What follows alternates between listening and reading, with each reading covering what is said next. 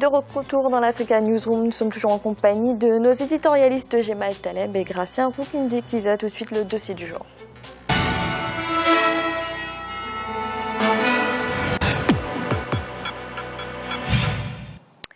L'enseignement privé continue de gagner du terrain en Mauritanie. Les établissements de ce type se multiplient et les parents sont de plus en plus nombreux à vouloir y inscrire leurs enfants.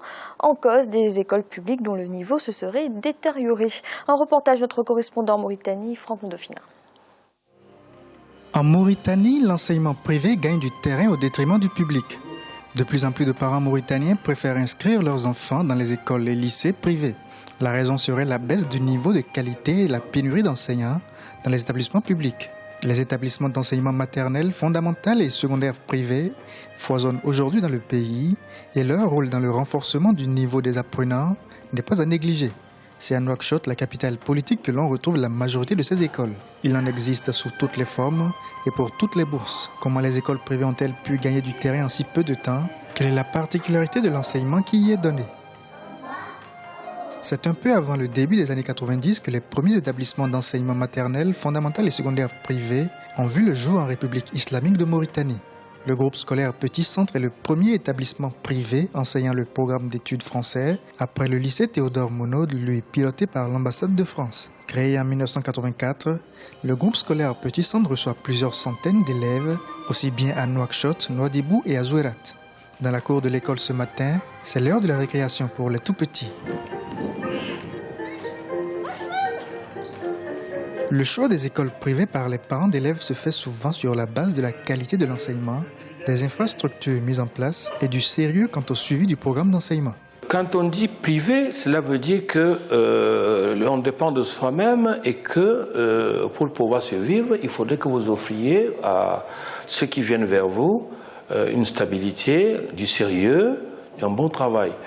Et comme tout bon parent d'élève, avant d'amener votre enfant quelque part, vous devez d'abord vous soucier si cette école en vaut la peine, si cette école a des très bons résultats en fin d'année, s'il y a du sérieux, si les professeurs sont qualifiés et si l'environnement est propice à l'éducation de l'enfant.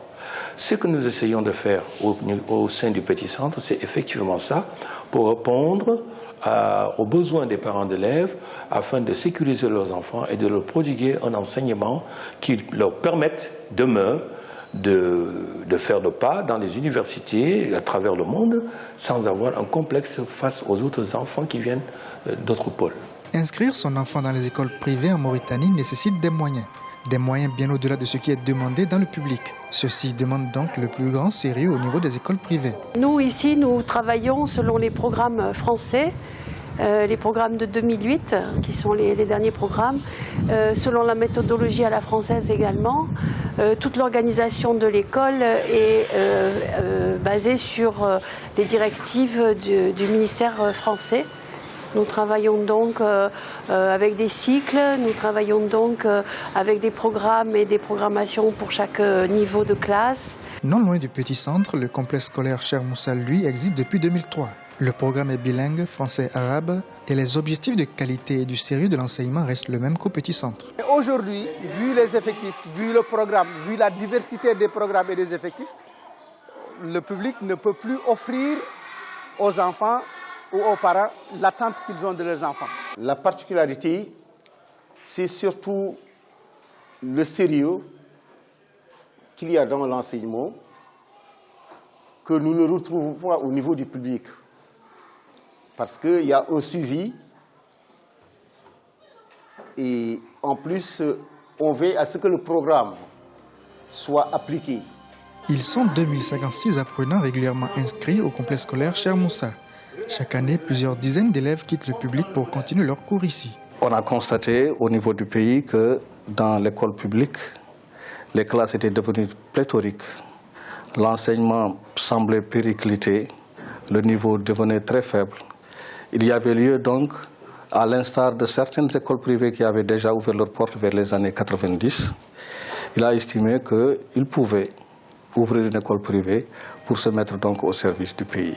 En février 2013, lors des États généraux de l'éducation organisés à Nouakchott, la capitale de la Mauritanie, les acteurs de ce secteur ont tous reconnu l'important rôle que joue l'enseignement privé dans le pays. Mais ils ont également reconnu la nécessité de mettre aujourd'hui de l'ordre dans les rangs de ces établissements en pointant du doigt le suivi dans l'exécution des programmes d'enseignement. Au départ, ceux qui se sont penchés donc à la création d'écoles privées ont voulu tout simplement aider le ministère de l'Éducation nationale dans la formation des enfants, dans la formation des élèves, dans l'éducation. Plus tard, beaucoup d'autres se sont introduits donc dans le circuit et on a vu ça et là des personnes qui n'ont rien à voir avec l'éducation, qui se sont fait donc des autorisations, qui ont ouvert donc des écoles privées dans le but tout simplement de se faire de l'argent. Le foisonnement des écoles privées en Mauritanie doit-il être synonyme de l'inefficacité de l'enseignement public? Beaucoup estiment que non. Les ressources humaines de qualité pour assurer l'éducation dans le public existent. Il faudra juste que l'État mauritanien accorde plus d'attention aux conditions de vie et de travail des enseignants. Vous voyez, toutes ces écoles privées que vous voyez, c'est pour vous dire que les professeurs des écoles mauritaniennes, publiques ou privées, publiques surtout, ont un très bon niveau. Parce que nous utilisons tous, tant que nous sommes dans les écoles privées, les professeurs de l'école publique mauritanienne, dans leur temps libre, ils viennent enseigner chez nous. C'est pour vous dire que si ces enseignants n'avaient pas un niveau, nous n'aurions pas aujourd'hui ces différents résultats que nous avons dans le système que nous pratiquons et aux examens français.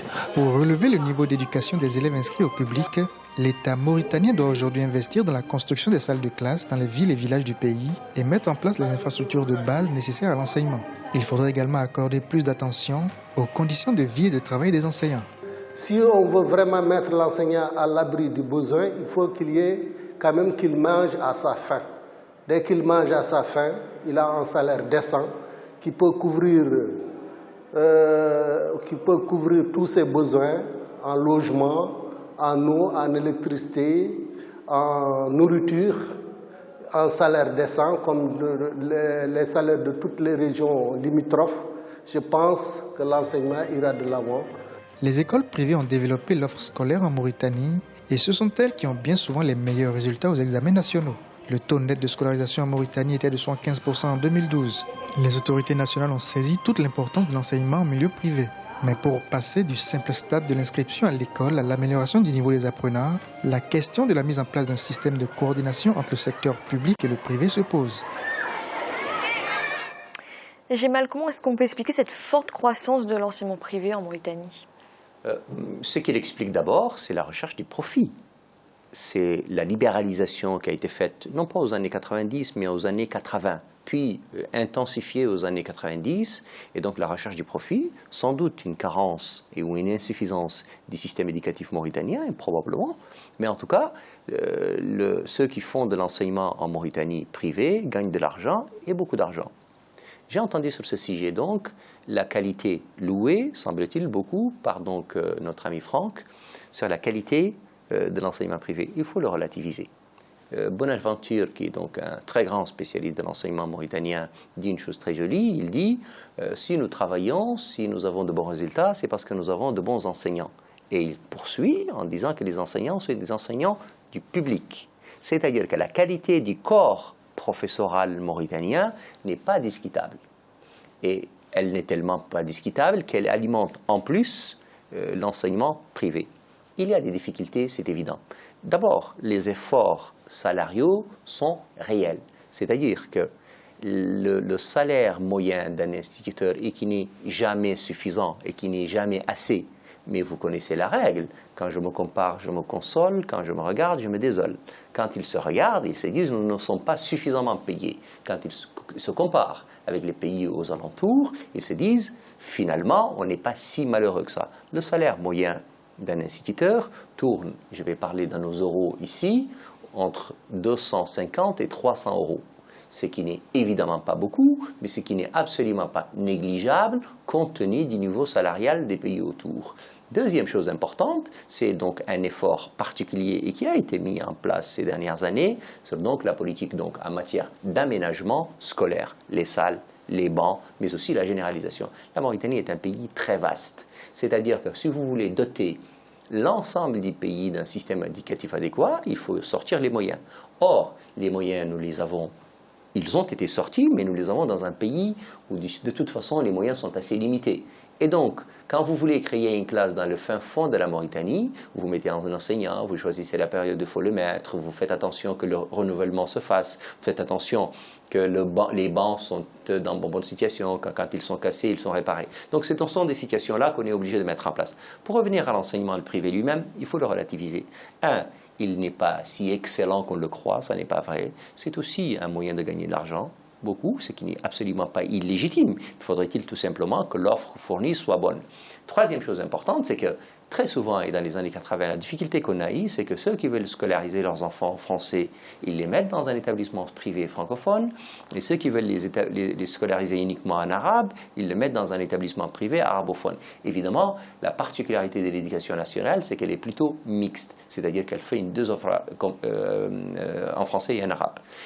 Je pense qu'on exagère un peu la portée donc, ou le remplacement du public par le privé, parce que je pense que nous sommes plutôt dans un système complémentaire et qu'en définitive, des efforts absolument considérables ont été mis sur l'éducation ces dernières années, et je pense qu'elles vont commencer à donner des fruits en matière de construction de classes, en matière d'aménagement scolaire et en matière surtout d'augmentation et d'amélioration du niveau de vie des enseignants. Tout n'est pas parfait, évidemment, mais tout a besoin d'être travaillé, et je pense que le travail de ce point de vue-là a dû être est assez bien entamé. Cela dit, je fais partie de ceux qui pensent que l'enseignement privé est une bonne chose, et que dans un pays, il est normal que nous ayons le tout, et que cela se fasse, et c'est le cas, dans le cadre d'un contrat plan entre l'éducation nationale et les établissements privés. Il n'a jamais été dit en France que l'éducation nationale est démissionnée, qu'elle est mauvaise, et pourtant, quand vous comptez le nombre d'enseignements publics, catholiques parfois, mais pas toujours, qui a explosé ces dernières années, vous êtes absolument effarés. Mais nous sommes là dans une offre d'abord de choix, d'orientation et surtout de complémentarité. Grâce à vous êtes d'accord avec l'état des lieux dressé par GEMAL sur l'enseignement privé ? Oui, et l'état des lieux, oui, s'explique. En fait, c'est un cas c'est le problème de toute l'Afrique. Au niveau de l'éducation, moi je scinde, il y a 3 étapes. Il y a la première étape, après la décolonisation, après l'indépendance, il y a eu l'école publique qui s'est développée. Il y a beaucoup de gens qui ont été formés, beaucoup d'intellectuels très bien formés, des fois de l'élite, une formation élitiste. Jusque dans les années 80. Il y a eu la politique d'ajustement structurel qui était imposée à l'Afrique par le Fonds monétaire international, par la Banque mondiale, et on demandait à ces États de licencier certains fonctionnaires, de limiter les budgets, et donc les États ont commencé à lorgner sur le budget de l'enseignement, le budget de la santé publique, le budget des travaux publics, beaucoup de choses, et du coup, c'est la descente aux enfers, disons, une sorte d'agonie de l'enseignement public. Ils ont constaté, beaucoup de gens ont constaté la chute de l'enseignement public, la chute de la qualité, jusqu'à ce que, environ pendant une période de 10 ans, que les gens constatent finalement qu'il faut sauver l'enseignement. S'il faut sauver l'enseignement, on peut faire du business dans l'enseignement. L'enseignement privé est né à partir de ce moment, et il y avait déjà l'enseignement privé qui n'était pas excellent. Et on a constaté qu'il y avait aussi de l'élitisme qui se faisait au niveau de l'enseignement privé. On a aujourd'hui, comme en Mauritanie, l'enseignement privé qui se développe. Et en même temps, ce que je déplore, c'est qu'au niveau de cet enseignement privé, il faut avoir de l'argent, il faut payer. Alors justement, est-ce que ça ne va pas favoriser les inégalités ? Oui, justement, ça favorise les inégalités. C'est lui qui, avant, on était dans la même école. L'enfant du président fréquentait la même école que l'enfant du paysan, du pauvre, le plus pauvre. On ne payait rien et ils avaient la même formation. Aujourd'hui, les enfants des riches vont dans des écoles qui préparent aux grandes écoles, aux écoles qui sont à l'étranger. Et du coup, on a l'enseignement à 2 vitesses. Les enfants des riches qui ont des postes et qui ont une formation universitaire bien poussée et qui évoluent, qui ont des postes, et donc les enfants des pauvres qui se retrouvent dans la catégorie où ils n'ont pas vraiment d'une bonne formation et se retrouvent avec des métiers qui ne sont pas très bien payés et donc du coup qui ne tirent pas de la pauvreté leurs parents. Ce que les autres de notre génération, on a essayé de faire avec une formation de base. On était des enfants déjà simples et on avait la même formation que les autres les mêmes chances, finalement, aujourd'hui, avec l'enseignement privé.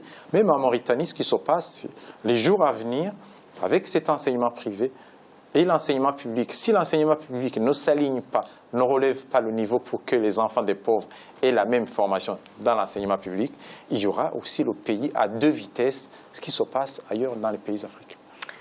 Est-ce que vous êtes d'accord? Est-ce que les inégalités vont se creuser avec cette forte croissance de l'enseignement privé? Parce qu'avec des familles riches qui peuvent se permettre d'envoyer leurs enfants dans ces écoles, et puis avec un enseignement public qu'on dit qui se détériore, est-ce que l'État fait assez d'efforts justement pour réduire ces inégalités? Tout dépend de ce que l'autorité publique prévoit comme cadre juridique permettant donc d'amortir tout cela. Donc la régulation de l'autorité publique est de ce point de vue-là important.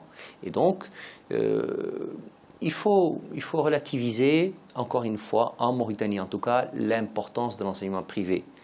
Il existe, et on ne peut absolument pas dire le contraire, mais il existe dans les grands centres urbains, notamment à Nouakchott. D'ailleurs, Franck a fait son sujet essentiellement à Nouakchott. Il ne l'a pas fait à Nouadhibou, il ne l'a pas fait à Kaédi, il ne l'a pas fait à Bogué et dans les autres villes de Mauritanie. Et donc, si vous regardez dans les autres centres mauritaniens, vous n'avez pas d'école privée, vous n'avez que de l'enseignement public, vous n'avez que l'école publique qui remplit son travail plutôt pas mal, en tout cas le courage des enseignants. Voilà, c'est beaucoup plus dans les grandes métropoles. Ce que dit Gratien est juste sur les FMI et donc sur les politiques d'ajustement structurel qui ont incontestablement anéanti le système scolaire africain de façon générale. La Mauritanie n'y a pas échappé, bien entendu. Et donc, moi je fais partie de ceux, et je le dis toujours sur ce plateau, c'est que si vous voulez que votre pays se développe, un jour, il y a une clé. Ça s'appelle l'école, l'école, l'école. Il n'y en a pas deux. Et donc, la difficulté que nos pays ont rencontrée, et la Mauritanie n'a pas échappé à ça, c'est encore une fois la difficulté des programmes d'ajustement structurel qui non seulement ils n'ont pas licencié les enseignants, mais ils n'en embauchaient plus, ils ne revalorisaient plus les salaires. Et donc, les moyens nécessaires mis à la disposition de l'école pour qu'elle se développe n'étaient plus là. Ne parlons même pas au-delà. En revanche, depuis quelques années, il y a incontestablement un effort mauritanien qui est réel. D'abord, le tissu de la formation professionnelle en Mauritanie est probablement l'un des plus développés de la sous-région. Il y a l'un des plus vieux établissements d'enseignement technique de la sous-région. Il reçoit des étudiants, y compris des pays voisins. Et il n'est absolument pas privé, il est seulement public. Et d'ailleurs, vous aurez bien constaté que là où il y a la formation professionnelle est privée ailleurs, elle est uniquement publique en Mauritanie et plutôt de bonne qualité. Et elle est spécialisée dans tous les domaines. C'est-à-dire dans le secteur de la pêche, on en a parlé hier sur ce plateau. Et de ce point de vue-là, les centres de formation professionnelle des métiers de la pêche sont assez développés. Elle est valable dans les métiers plutôt de l'agriculture, de l'artisanat, mais aussi de la petite quincaillerie, de la mécanique générale. Et vous en avez un pratiquement par localité, ce qu'on dirait en France par commune. Et donc vous avez un centre de formation et ils sont tous publics. La deuxième chose importante en Mauritanie, c'est que des efforts ont été mis ces dernières années, notamment sur l'université. Et donc, un ministère d'État a été créé il y a 2 ou 3 ans, dont le but est de favoriser, ou en tout cas de développer l'offre nouvelle en matière d'enseignement. C'est d'aujourd'hui une faculté de médecine qui fonctionne plutôt pas mal, une faculté des sciences qui fonctionne pas mal. Et quand vous regardez d'ailleurs le développement de tout ça, c'est ce qu'on se disait tout à l'heure avant le début de cette émission, par rapport au nombre d'habitants, on se demande où sont toutes ces populations qui vont étudier dans ces écoles-là. Et puis, une chose importante, des écoles polytechniques ont été créées, une école d'ingénieurs de mines a été créée, et donc là, encore une fois, ici, sur ce terrain-là, là où vous avez des universités privées sur le continent africain, vous n'en avez pas en Mauritanie et elles ne rivalisent pas. Et singulièrement, dans le domaine donc des métiers des mines, de l'industrie, où en Mauritanie est un grand pays minier. Et donc, de ce point de vue-là, ça marche plutôt pas mal. Donc, encore une fois, le sujet qui a été fait par Franck est un excellent sujet. Il est focalisé beaucoup sur Nouakchott. Et l'offre privée mauritanienne dans les grands centres humains est une réalité. L'offre publique n'a pas disparu. D'ailleurs, au demeurant, ça concerne une petite poignée de bourgeois, de privilégiés. Et les autres ont un enseignement qui, incontestablement, ces dernières années, a connu une révolution réelle. Et on ne peut pas ne pas l'avoir. D'ailleurs, ce ne serait pas plus mal d'avoir un sujet là-dessus. Gratien, vous êtes d'accord sur l'effort de l'État mauritanien ces dernières années dans ce secteur? D'abord, les Mauritaniens, ils ne sont pas nombreux, je crois, 3 millions. C'est par rapport à la richesse du pays, à l'étendue du pays, c'est-à-dire que le pays peut faire, le gouvernement peut faire beaucoup plus. Enfin, il y a moins, par exemple, si je compare avec un petit pays comme le Burundi, de 27 834 km² avec presque 9 millions de population, il est difficile de financer les enseignants, mais en Mauritanie, avec les richesses qu'ils ont, il y a moyen de faire un effort un peu plus.